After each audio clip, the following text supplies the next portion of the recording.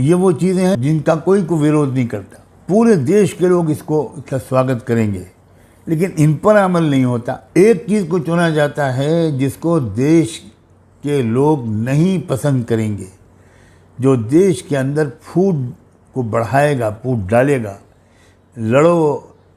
लड़ाओ और हुकूमत करो के उसूल पर अमल करते हुए अफसोस ये है कि हमारी सरकार ने उसी को चुना है, या लॉ कमीशन को चुनने का इशारा दिया है, और ये बात कंफर्म हो गई ऑनरेबल प्राइम मिनिस्टर की तकरीर। मैं सज्जाद नौमानी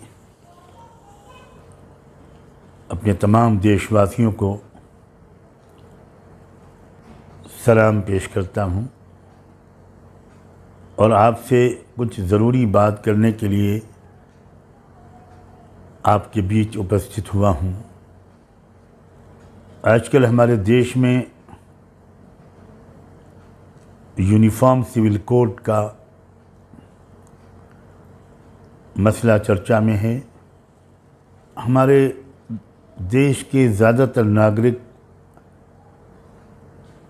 मेरा ख़्याल ये है कि यूनिफॉर्म सिविल कोड को ठीक तौर पर समझते नहीं हैं और इस बारे में कोई सही राय कायम करना कि इसको सपोर्ट करना चाहिए या इसको अपोज़ करना चाहिए, यह हमारे अक्सर देशवासियों के लिए शायद आसान नहीं होता। मैं इसकी ज़रूरत महसूस करता हूँ कि इस यूनिफॉर्म सिविल कोड की जो असल हकीकत है वो आपके सामने बहुत ही संक्षेप में रखूं। हमारे देश की जो बहुत बड़ी खुसूसियत है वो उसकी डाइवर्सिटी है, विभिन्नता है।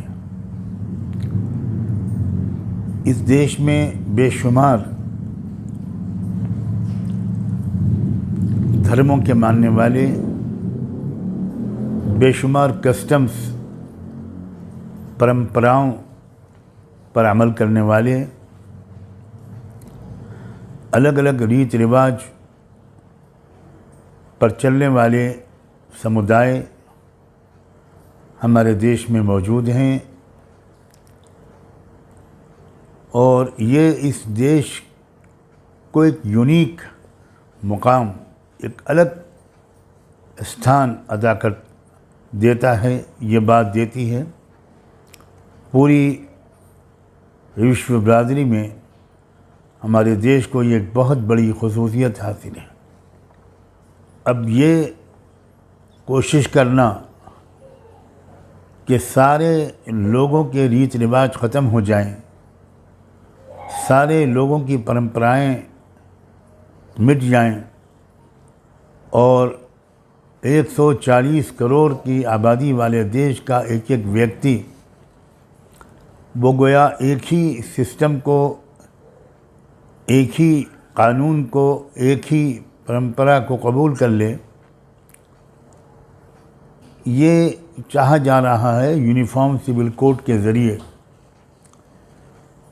जो इस देश की जो आत्मा है, इस देश की जो विशेषता है, ये उसके सख्त खिलाफ है।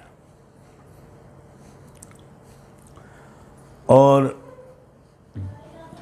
जो लोग झूठ बोलने के आदी हैं, धोखा देने के माहिर हैं, वो इस बात को इस तरह मशहूर करते हैं कि जैसे यूनिफॉर्म सिविल कोड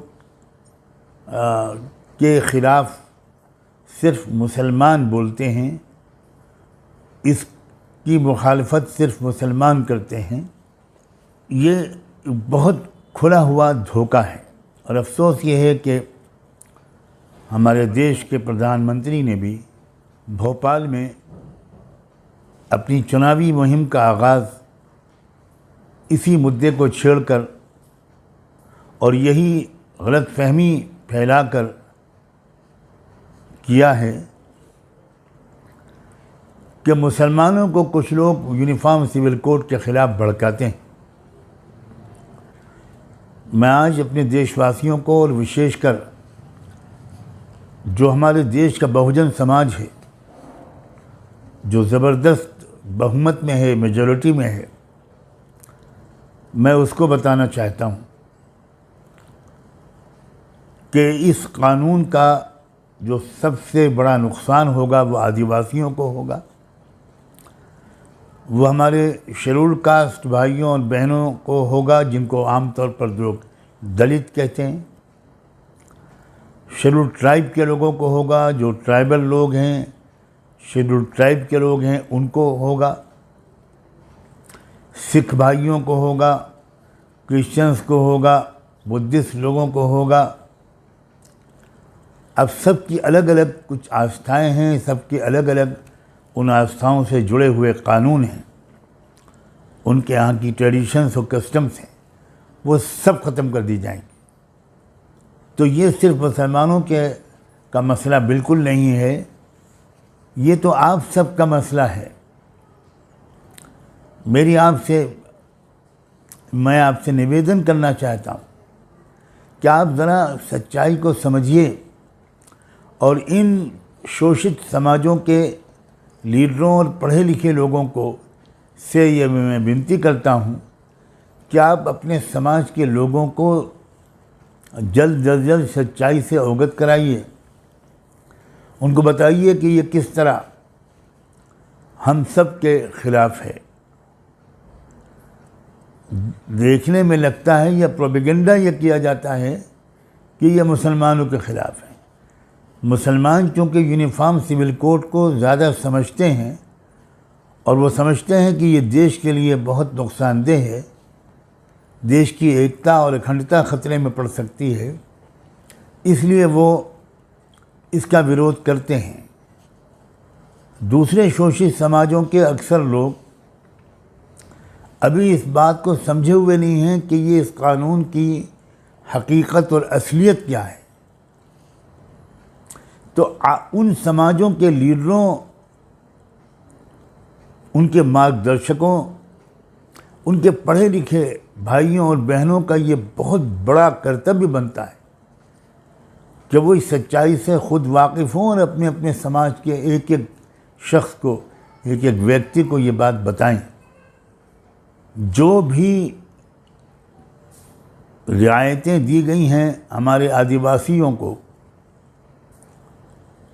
जल, ज़मीन और जंगल के कानून के तहत, सब छिन जाएंगी। आदिवासियों की ज़मीन को कोई ख़रीद नहीं सकता। कलेक्टर की स्पेशल परमिशन के बग़ैर जो मुश्किल से मिलती है, ये कानून भी ख़त्म हो जाएगा और उनकी लाखों एकड़ ज़मीनें बिकेंगी और उन ज़मीनों के नीचे जो ख़जाने छुपे हुए हैं वो आदिवासियों के काम नहीं आएंगे। अब तो सैटेलाइट के ज़रिए साबित हो चुका कि जिन इलाक़ों में हमारे आदिवासी लोग ज़्यादा रहते हैं, उन इलाक़ों में बहुत ही कीमती धातें कुदरत ने छुपा रखी हैं और वो जब निकलेंगी तो मालामाल हो जाएंगे उस ज़मीन के मालिक लोग। तो इससे पहले कि वो मरहला आए, वो स्टेज आए, वो कानून ही बदला जा रहा है। अब उन ज़मीनों को ख़रीद लिया जाएगा और चंद पूंजीपति उस ज़मीन को ख़रीदेंगे। पूंजीपतियों का नाम लेने की मुझे ज़रूरत नहीं है, जिनके ख़जाने में सारे देश का ख़जाना डाला जा रहा है, वही पूंजीपति उन ज़मीनों को ख़रीदेंगे और वह आदिवासी जो उसके मालिक थे, वो उन ज़मीनों में बनने वाले कारखानों में मजदूरी करेंगे। और भी इसके बहुत दूरगामी नुकसानात हैं। मैं चूँकि ज़्यादा लंबी बात नहीं करना चाहता, मैं सिर्फ अपने देशवासियों को और शोषित और पीड़ित समाज के लोगों को ख़ास तौर पर ये बताना चाहता हूँ और उनके लीडरों और पढ़े लिखे लोगों से ये निवेदन करना चाहता हूँ कि आप अपने समाज के लोगों को बताइए और उनसे कहिए कि वो लॉ कमीशन ने जो इस वक्त पूछा है इंडियन पब्लिक से, भारत की जनता से, कि आप क्या यूनिफॉर्म सिविल कोड को पसंद करते हैं या नहीं। तो फिर इसका जवाब सिर्फ मुसलमानों की तरफ से बिल्कुल नहीं जाना चाहिए। इसका जवाब पूरे देश के गरीब जनता की तरफ से, पूरे देश के पिछड़े हुए समाज की तरफ से, ओबीसीज़ की तरफ से, शेड्यूल्ड कास्ट शेड्यूल्ड ट्राइब की तरफ से, आदिवासियों की तरफ से, सिखों, क्रिश्चियंस और लिंगायत लोगों की तरफ से और दूसरे तमाम समाजों के लोगों की तरफ से जाना चाहिए। No to UCC. आप अपने इलाके के लोगों से पता कीजिए कि लॉ कमीशन को हम अपना रिस्पांस कैसे भेजें। हम शुक्रगुजार हैं लॉ कमीशन के कि उन्होंने राय मांगी है। हालांकि इस पर हमको ताज्जुब है कि ये काम पहले हो चुका है और लॉ कमीशन 21वां लॉ कमीशन इस पर मुतमईन हो गया था कि कोई ऐसा एक कानून सबके लिए नहीं बनाया जा सकता, नहीं बनाया जाना मुमकिन है, उचित नहीं है, भारत के लिए तो बिल्कुल उचित नहीं। अब ये नहीं समझ में आता हमारे कि जब 21वां लॉ कमीशन इस बात का ऐलान कर चुका और फाइल को बंद कर चुका, तो 22वें लॉ कमीशन ने ये बहस क्यों छेड़ी है और सिर्फ एक महीने का समय क्यों दिया है। इसका जवाब हमको तब मिला जब प्रधानमंत्री का मध्य प्रदेश या भोपाल का जो भाषण हुआ उससे पता चला कि जो लोग ये कहते थे कि ये चुनावी मुद्दा है वो गलत नहीं कहते थे। एक बात कही जाती है कि हमारे संविधान में जो रहनुमा उसूल है, डायरेक्टिव प्रिंसिपल, उसमें आर्टिकल 44 में ये लिखा हुआ है कि स्टेट कोशिश करेगी कि वो सब नागरिकों के लिए एक समान कानून बनाए। अजीब बात है, ये जो डायरेक्टिव प्रिंसिपल्स हैं इसमें और भी तो बहुत कुछ लिखा हुआ है। आर्टिकल 44 से बहुत पहले बहुत कुछ और भी लिखा हुआ है। मिसाल के तौर पर आर्टिकल 38 में लिखा हुआ है कि भारत के नागरिकों की जो आमदनी होगी उसमें बहुत ज़्यादा अंतर नहीं होना चाहिए। हम इसकी कोशिश करेंगे, स्टेट इसकी कोशिश करेगी कि भारत के नागरिकों की आमदनी में बहुत ज़्यादा अंतर न हो। किसी की जो इनकम है बहुत ज़्यादा हो, किसी की बहुत कम हो, तो ये इसकी कोशिश की जाएगी कि ऐसा न हो। फिर भारत के जो नागरिक हैं उनके जो रहने सहने का जो अंदाज़ होगा, जो स्टेटस होगा, उसमें भी बहुत ज़्यादा ऊंच नीच नहीं होगी, इसकी भी कोशिश की जाएगी। सारे ही नागरिकों को कमाने के एक से उपाय दिए जाएंगे ताकि सबकी आमदनी तकरीबन बराबर हो, आप बहुत ज़्यादा फ़र्क ना हो। अगर मैं इंग्लिश में पढ़ूँ तो उसमें लिखा हुआ है आर्टिकल 38 में कि reducing income inequality, status imbalance and other social issues are at the core of this principle. फिर आगे ये भी लिखा हुआ है आर्टिकल 39 में कि securing adequate means of livelihood for the citizens by providing equitable material resources to everyone and striving for equal work pay for both men and women। Article 41 में ये भी लिखा हुआ है, यानी आप सोचिए कि पुरुषों और महिलाओं दोनों को एक सी गया आमदनी हो, एक बराबर तनख्वाह मिले। आज तक हमारे देश में जो हो रहा है वो हम देख रहे हैं कि वही काम एक महिला करती है तो उसको कम तनख्वाह दी जाती है, वही काम एक पुरुष करता है तो उसको ज़्यादा तनख्वाह दी जाती है। फिर उसमें आगे आर्टिकल 41 में to provide the right to work, right to education and right to public assistance in cases of unemployment, old age and sickness. बुढ़ापा, बीमारी या किसी के पास कोई जॉब न हो तो उस सूरत में सरकार की तरफ से उसको मदद दी जाएगी मुस्तकिल तौर पर जब तक कि उसको जॉब न मिल जाए।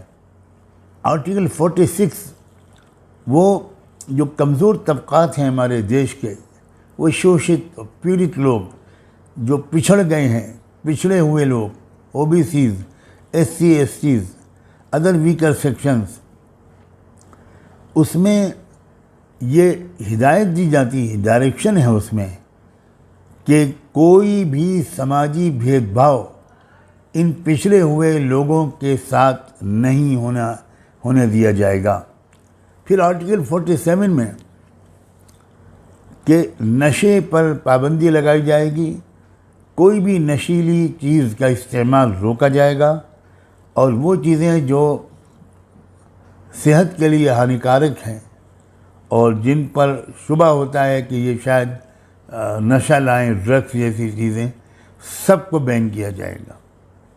अब ये वो चीज़ें हैं जिनका कोई विरोध नहीं करता, पूरे देश के लोग इसका स्वागत करेंगे, लेकिन इन पर अमल नहीं होता। एक चीज़ को चुना जाता है जिसको देश के लोग नहीं पसंद करेंगे, जो देश के अंदर फूट को बढ़ाएगा, फूट डालेगा, लड़ाओ और हुकूमत करो के उसूल पर अमल करते हुए अफसोस ये है कि हमारी सरकार ने उसी को चुना है या लॉ कमीशन को चुनने का इशारा दिया है और ये बात कंफर्म हो गई ऑनरेबल प्राइम मिनिस्टर की तकरीर से।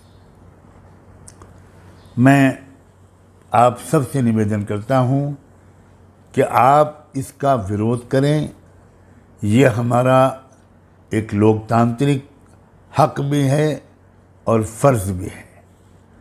आप हिस्सा लें इसमें और हर गांव की सतह पर, हर जगह जहां तक ये आवाज़ पहुंचे, आप कोशिश करें कि अपने समाज के लोगों का जवाब भिजवाएं। आप किसी से पता कर सकते हैं कि आप किस तरह जवाब भेजेंगे। मैं इस बात की कोशिश करूंगा कि इसके अंत में आपको वो लिंक दे दिया जाए या वो तरीक़ा बता दिया जाए जिससे आपका जवाब लॉ कमीशन तक तुरंत पहुंच जाएगा। लाखों और करोड़ों की तादाद में मैं अपने शोषित समाज के लोगों से ये दरख्वास्त करता हूं और उनके जितने भी संगठन हैं, उनके जितने भी ऑर्गेनाइजेशंस हैं, उनके जितने भी सोशल और पॉलिटिकल लीडर्स हैं, उनसे ख़ास तौर पर दरख्वास्त करता हूं कि आप इस वक्त इस काम को सबसे ज़्यादा प्राथमिकता दें और अपने अपने समाज के हज़ारों और लाखों लोगों की तरफ से ये जवाब लॉ कमीशन को भिजवाएं। ये आपकी ज़िम्मेदारी है और ये देश को आपस की फूट और खाना जंगी से बचाने की एक बहुत ज़रूरी कोशिश है। मैं उम्मीद करता हूँ कि आप इस पर ध्यान देंगे। आपने